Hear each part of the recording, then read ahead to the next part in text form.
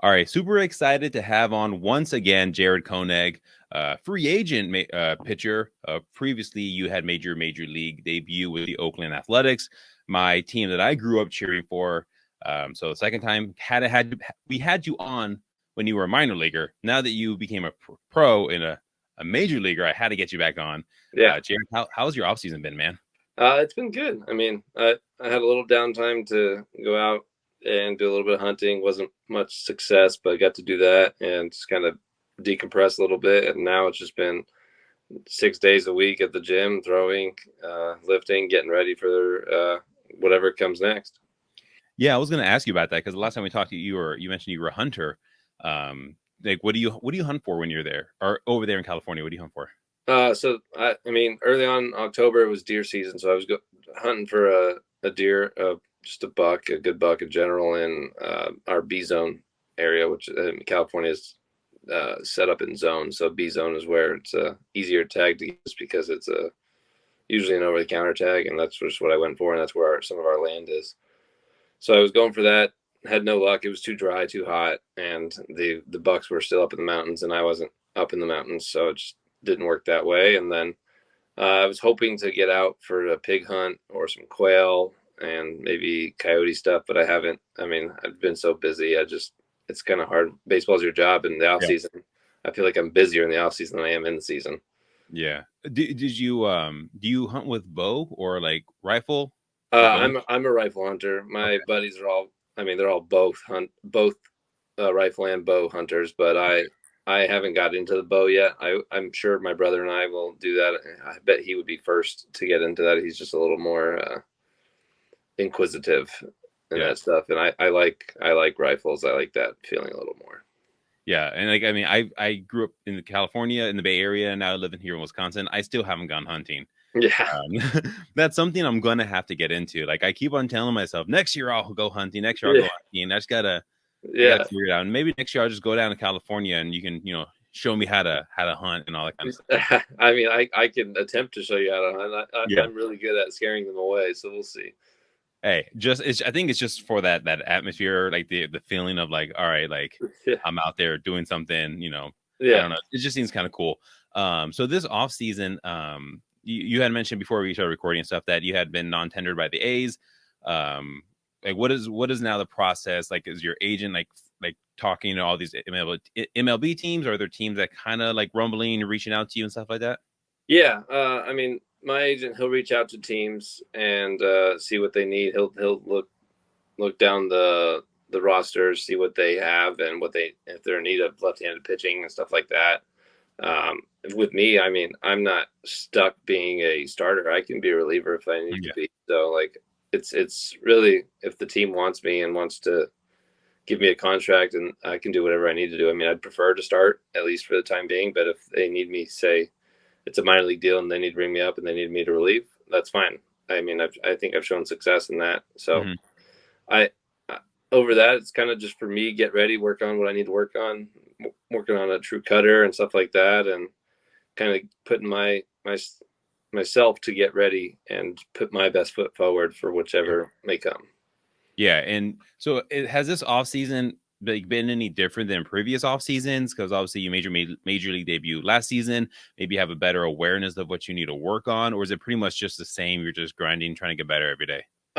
Yeah, no, there's always every off seasons come with some sort of something to improve on and get better. And Yeah, over the last 5 years at my gym, Rozzy's training, I've continuously gotten better and moved better, and my right. mobility, everything's gotten better. So now I'm continuing that.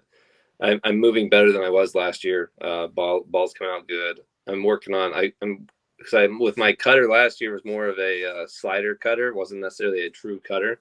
Hmm. And so I've been trying to work on getting that to where it's more like a Corbin Burns cutter. Yeah, Hard, and as he has hard a as I can nice throw. nasty cutter too. Yeah, similar to my fastball, like velo with some cut to it. And Hmm. I tried that grip. It's his grip actually, and it's been fantastic so far. Working on that, just kind of building off of it, and then kind of trying to create my curveball to be a little more of a sweep instead of Hmm. because sometimes it's like 11 to 5 usually, and so if I can get like 10 to 4 or 10:30 to 4:30, then Mhm. have a little more sweep. Then I don't need to add a slider just yet. So that's kind of been the thought process. Mainly maintain velo, work on moving better and stuff like Yeah. that, and all that jazz. Yeah, no, for sure. And you work out at Rossi's. Are there any other pro guys who work there? Because I see you guys posting videos of you guys working out all the time in the rain. Even I saw you guys Yeah, in a tent or something.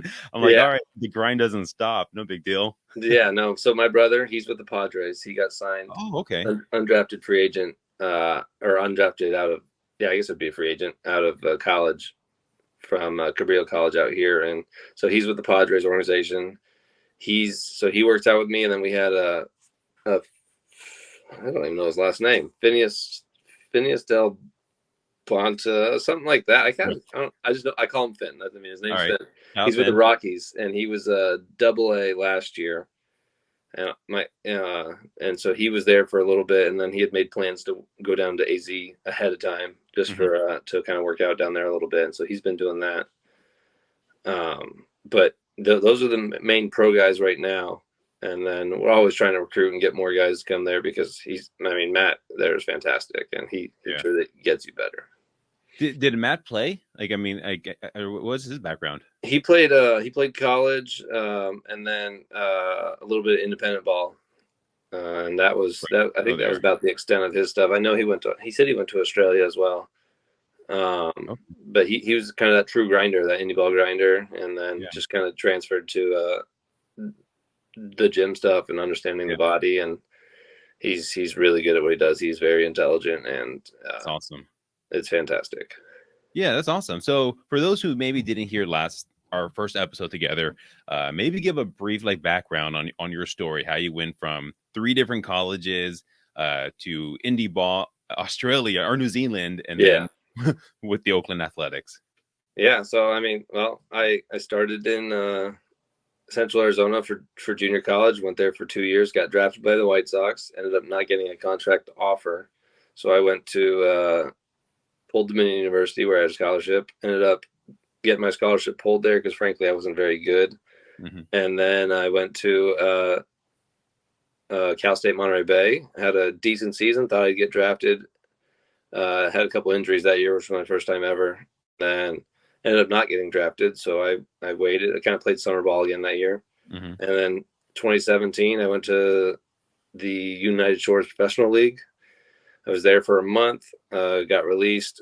Went to the Pecos League, the Monterey Amberjacks. Was there for 4 weeks. Got moved up to their travel team and the American Association. I was there for 5.5 weeks.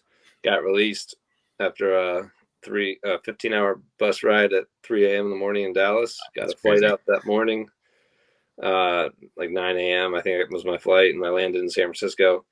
2 hours later, I got a call from San Rafael Pacifics, and I finished out my season there. And then in 2018, went back to the Pacifics, had a really good year. Signed with the Milwaukee Milkmen there for their would have been their inaugural season. They ended up trading me before their spring training to the Lake Erie Crushers in the Frontier League. Mm-hmm. Ended up playing there the whole year. Had a really good year, and then I got a chance to go to New Zealand, play for the Auckland Tuatara. And this was the winter of 2019, so I was there, and then the A's ended up signing me 5 weeks in, and so I came home after the 6th week, and then had COVID spring training, got sent home. Yeah. Didn't play baseball until October with the team for just instructs, and then 2021 went to Double A. 2022 started in Triple A, and then finished, or well, I guess it started. I got called up, made my debut, and then I finished the year with the big league club. Wow, that's incredible. So you mentioned Central Arizona. I've actually had a guy on from Central Arizona. He's with the Giants and their organization in AAA. He said, I think this is the college he talked about. He said that after every win, they would have like a wrestling match in like their like modular buildings that they had for like dorms. Did they do that when you were there? They did not do that when we were there. That might have been a different rowdy group that school might have acquired. I mean, we had a modular locker room. I know that. Yeah. But we didn't do that. But I wouldn't put it past. I mean, that's those JUCO shenanigans right there. Yeah, no, and he did go to Central Arizona because I remember thinking about you when I had talked to him, And Yeah. he said that in their like buildings or they had like modular dorms, right?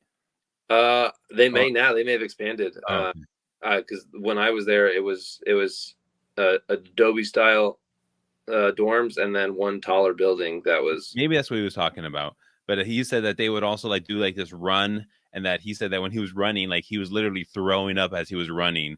He couldn't stop because they were just yelling at him to keep running. Do you have any interest or funny like JUCO stories or in time from your time in Central I Arizona? mean, when we were at Central, we used to run the hill there behind the school, and we opted to run that because it took longer to get there, and so it was less running. So we'd slowly jog over there to make sure we because once we did the sprints, I mean, they kicked our ass because it was hill sprints, and you're at 2,000 feet of elevation, so enough to where you're gonna feel it. Yeah.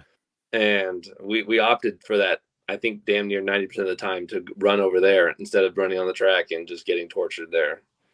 But Yeah. 6 a.m. I think I missed each year. I missed one time. I turned off my alarm, something mentally at night, or when it was going off, I must have just hit snooze without even trying to, or turn off. And I woke up, I'm like, ah, shit. And I think I did that once each year, and I got talked to for a little bit, but they knew I wasn't like trying to skip it. Yeah. Yeah. It was just it's how it goes. I mean, I haven't been there in a few years, and I think they've really upgraded the baseball facilities. Yeah, and they have a good team too. Like they're consistently a really well run Well, yeah, team and stuff like yeah, that. and I think they won the championship last year. Yeah, yeah, they did. So you went to Arizona, Central Arizona. You go to a couple different universities and schools. You didn't get drafted. Yeah, When you finally got that call up to the major leagues, like a culmination of all that effort and work that you put into it, like what was that feeling like? What walk me through like your whole call up? Because I heard something about Stephen Vogt involved in there yeah, in your call up. Like walk me through that story. yeah. So it turns out we have Boat's on a rehab assignment, and Mhm. he's set to leave the following Monday, or that Monday, because it's our off day, and he's travel. It was the A's off day too, so he was traveling to Atlanta to Mhm. meet the team, and they call a team meeting, and it was on a Saturday, and Sunday is always an early day, so it's tough to do things. And he ended up having a talk to the team, thanking the team. And at first, though, I had my teammate Zach Logue next to me, and he goes, "I think someone's getting called up." I go, "No one's getting called up." And like it's just a meeting of some sort. Like I thought we were gonna get reamed by Fran for some reason. Like Yeah. maybe we did something stupid. I don't know. I was like, because normally you don't get just meetings right before, like a couple hours before a game, unless it's like pre-scheduled. Mhm. And so I'm like, no, that's not happening. And then I saw someone recording down below. I think it was Reed, our video guy. I'm like, strange. Okay, maybe I thought, like, in all honesty, I'm like, Vote wanted him to record this so he could have it like as a, like, because he wants to be a manager and like kind of reflect Yeah. on things and how he talks and everything, because he's so well spoken and Oh yeah. Oh yeah. commands the room so well.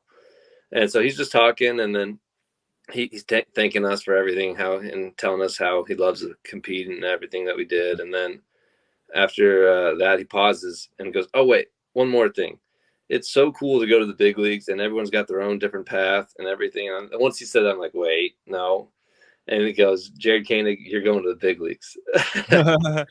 And I just put my head down, and I was in tears. I'm like, wow, this is so cool. And so that was a special moment I get to share with him, and I'm appreciative of everything he did for me, and kind of showing me the ropes and Yeah. everything. It was awesome.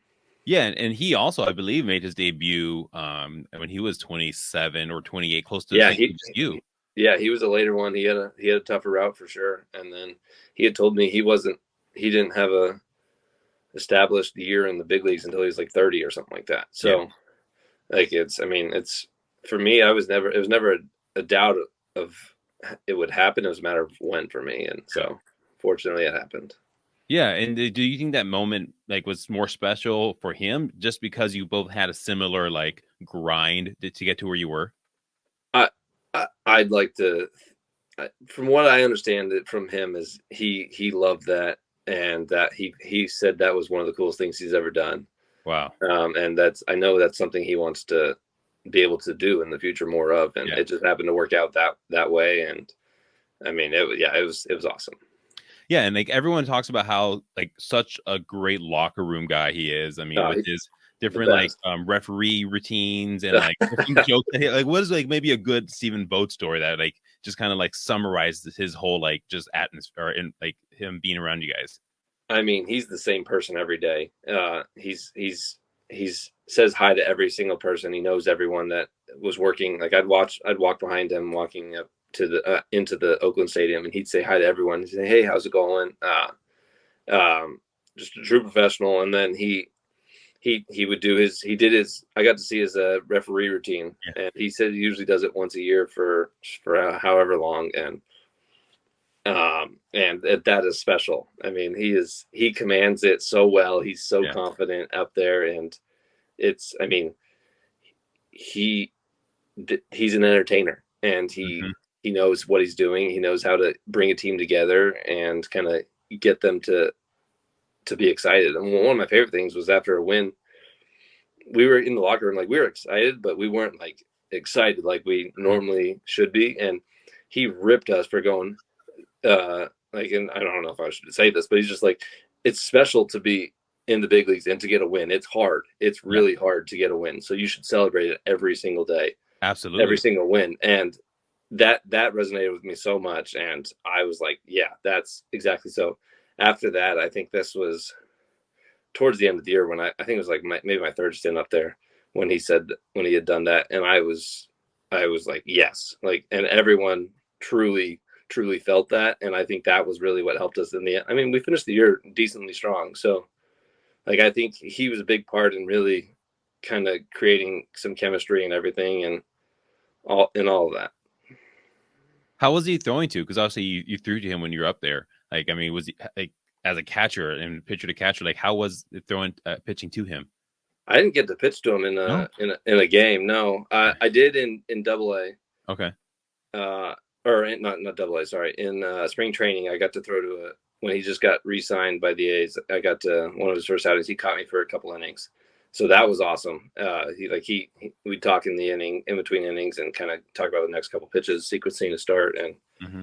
he was awesome. I learned just a lot right there. And then in season, I can't remember if he caught me in AAA at all. I don't think he caught me in any of those in his rehab outings, but he was. I mean, he was watching every pitch, watching Hmm. everything, watching, trying to understand how each pitcher works and everything. Um, but catching in the bullpens when he did catch me, he was like, "Yeah, that's a great pitch right there. Keep doing that. Throw that off of that." Hmm. And so impressive and so Yeah. cool. I mean, to keep going and doing what he was doing and just still be so present and so humble every second of the day was awesome. Were you there? You Yes, you were there for his last at bat when his kids had Yeah, announced that he was coming to a bat, and then he hits a home run. Like how? Like what was the environment or an atmosphere and like the dugout and I stuff like mean, that when that happened? being in, I was in the bullpen, I'm sorry, Bolton. and Yeah, when that happened. watching that was so special. And we knew something was gonna, like, it was just like baseball, like it was like how it should be, Yeah. and you could feel something was gonna come. Like the first at bat didn't nothing really. I can't remember what happened. First at bat maybe ground out or something, but then that I think it was his third at bat when he hit that home run to just, and he absolutely ripped it down the line. And I mean, everyone just screamed. Like, we're in the bullpen, we stood up, hands up, everything, and Yeah. he's just running around. It was, yeah, so special, such a cool day. I was fortunate to be a part of that, and for everything, especially after everything he had done for me, it was so cool to see, and his family's amazing too. So Yeah. That's so cool. That's so cool that you're able to experience that. Cause like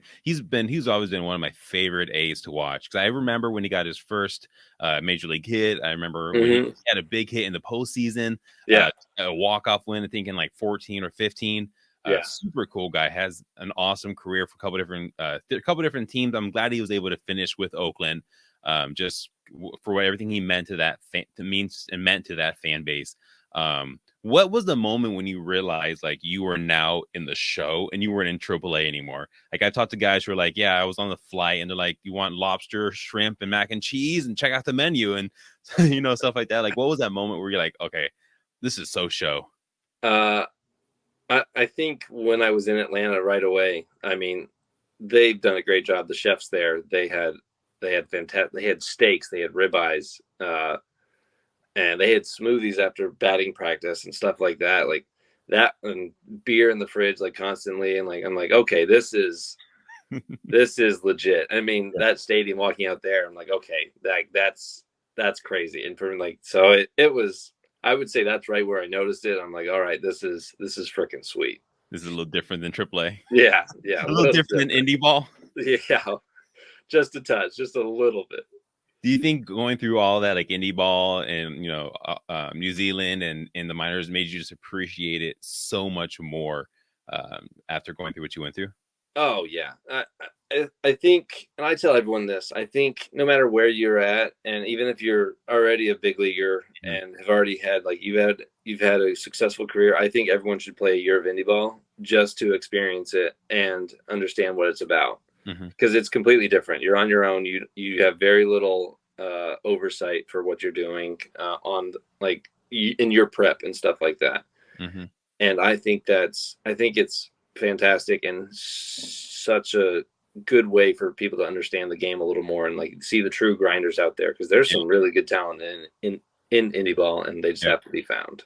No, And for sure. Like your prime example. yeah, yeah, I'd like to think so. Yeah. So you talk about like the food and stuff. Like, what about like the trips, flights? Like, I mean, what was the environment? Obviously, after wins, different than after a loss and stuff like that. But like, what were the flights like? Were they playing cards? Or what was the environment like on the flights traveling? Yeah, the flights are cool. I mean, you get a lot of the veterans in the back playing cards and enjoying the time. I mean, you get to you get good food, you get cookies, like uh, the stewardesses are fantastic. I mean, they're so kind, and Yeah. they if you ask for something, they'll bring it to you right away, which it was great. Yeah, I mean, the demeanor overall was pretty just level. I mean, we have a win. Yeah, everyone was excited. Like it's a different to get a Oh yeah. flight on a win versus having a flight on a loss. But I mean, it, more or less we're there to enjoy our time and Mhm. enjoy each other's company, and so that's what it felt like. It felt very together. Yeah. Who was kind of like the tone setter, or maybe like the glue guy? Was it Stephen Vo? I'm assuming he's probably one of the main locker room I guys there. Yeah, I would say Voter and I would say Tony Kemp were pretty so Oh, much okay. of the glue guys. Like they'd always be able to be vocal and keep everyone in line a little bit. Tony Kemp had some incredible defensive plays I remember watching. I think it was one he like dove, and I'm like, how did he even? So yeah, He's like flying. It was like yeah, everywhere, all over Sports Center stuff. He was just like flying. How did he catch that? he is a crazy athlete. It's unreal. Yeah, no, for sure.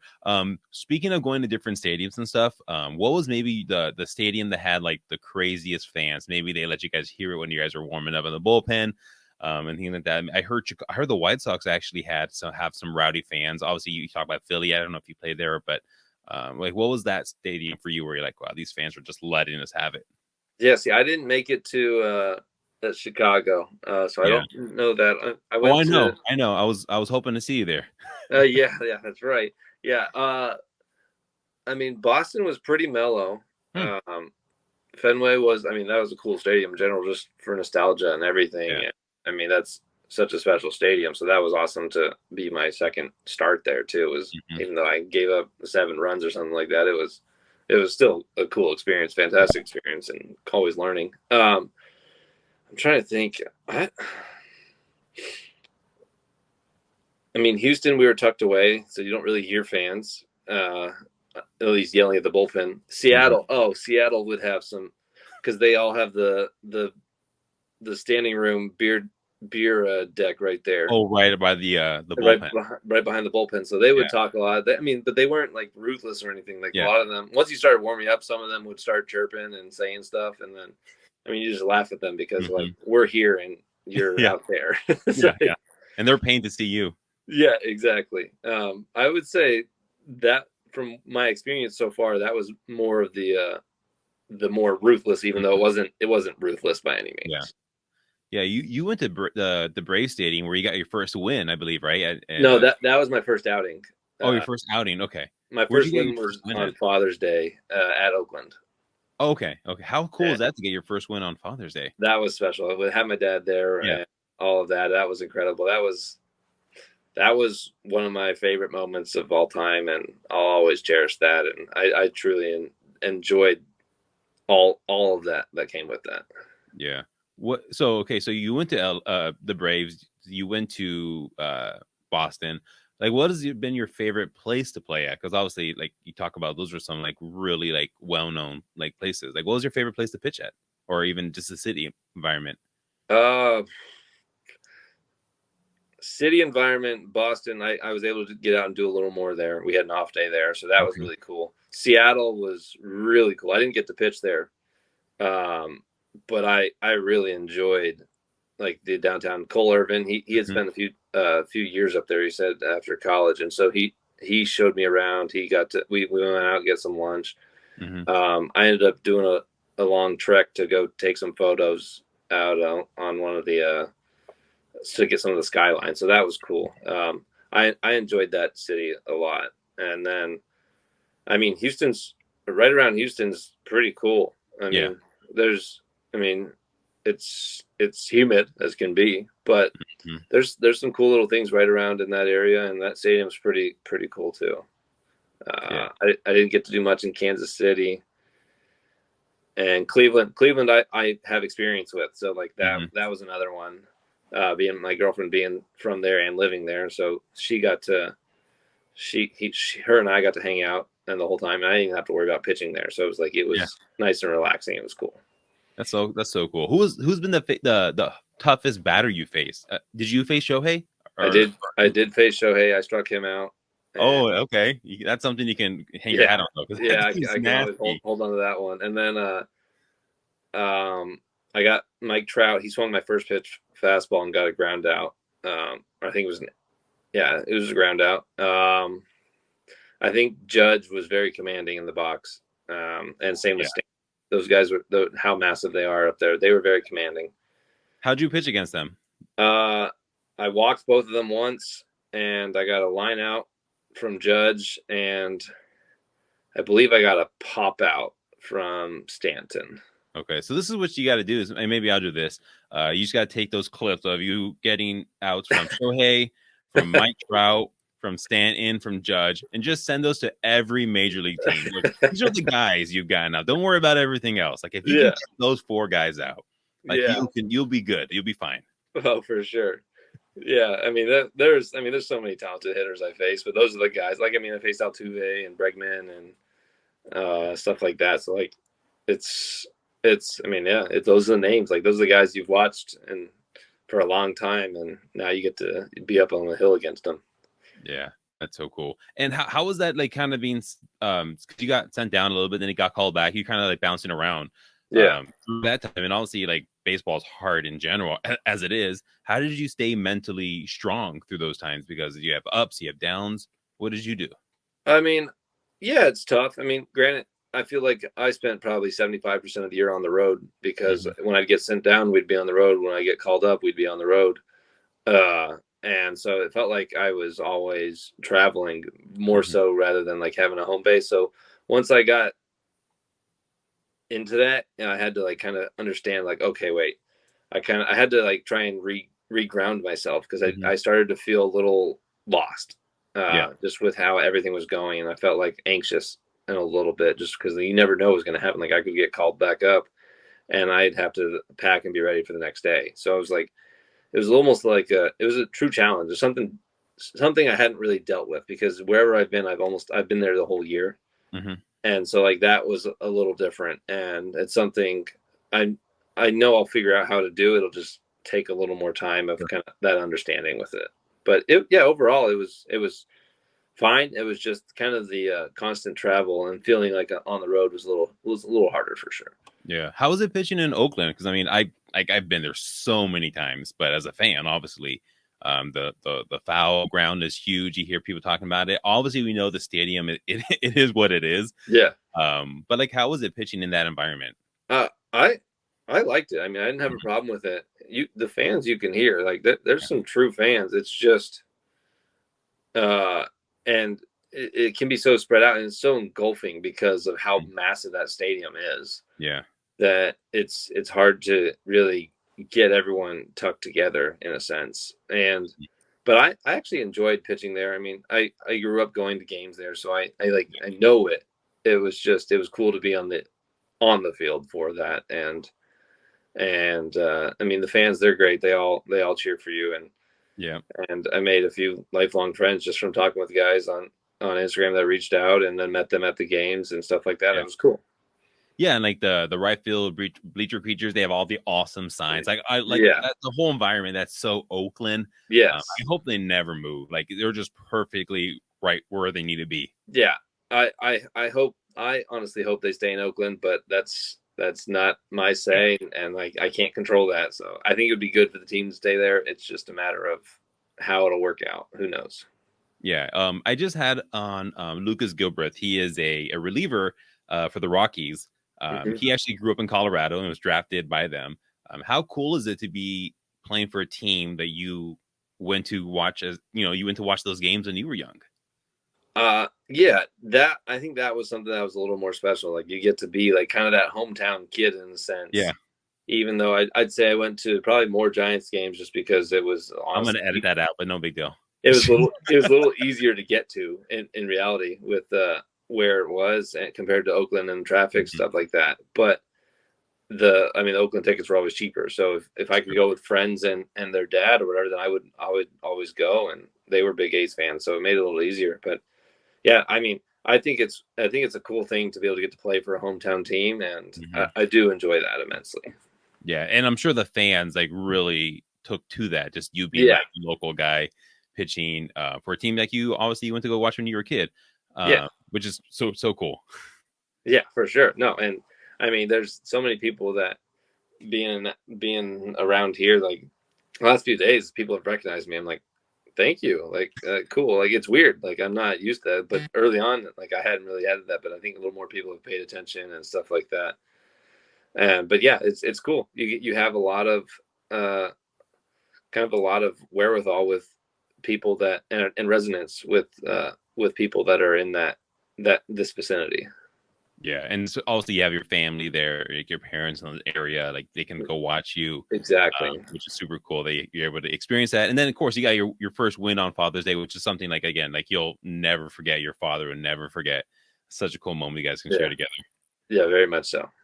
Did you grow up a Niners fan or a Raiders fan? I grew up a Bills fan.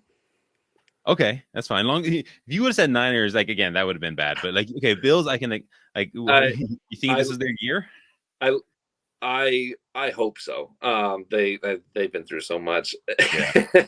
Yeah. It'd be great to see the Bills win. I always rooted for the Niners and Raiders, two Okay. different divisions. I was a Right, right. big Rich Gannon fan Oh yeah. for the Raiders, and I really enjoyed watching like those kind of Raiders right there. Hmm. Um, and it's interesting to see the state they're in right now. State of the team Yeah. and state of where they're at. Yeah. Uh, but That's true. yeah, yeah. I mean, I think the Bills have a very good shot. I'd say last year was a better chance, and I'm That game. hoping I'm hoping some of the defensive players can come back for them, because I know they've had like a Hyde and stuff like that have been Mhm. out, and those have been killers for them. Yeah. Well, hey, let's end it on this. I mean, obviously, like I said, you're an MLB free agent, so players out or owners out there, go ahead, just look at Mike Trout highlights, look at Aaron Judge highlights. You ever heard of them? No big deal. He struck them out, lined out. Like I said, and if you get signed by Milwaukee, like I will be at the airport picking you up. Like that's so cool if you come here play here in Wisconsin. But That would be awesome if I could. Yeah. yeah, for sure. So best of luck to you, Jared. I appreciate you taking the time to come back on again. Like this is your second time on the podcast. Hopefully I can see you in person at some point next season, pitching somewhere. I'm hoping so. Yeah. Right on. Well, hey, you have a great rest of your day, man. Enjoy it. Be safe out there. I know the weather's kind of crazy and stuff, but have Yeah. a great rest Thank of your you. night, man. Yeah. Thank you. You too. Appreciate you having me on, and it's fun to chat baseball.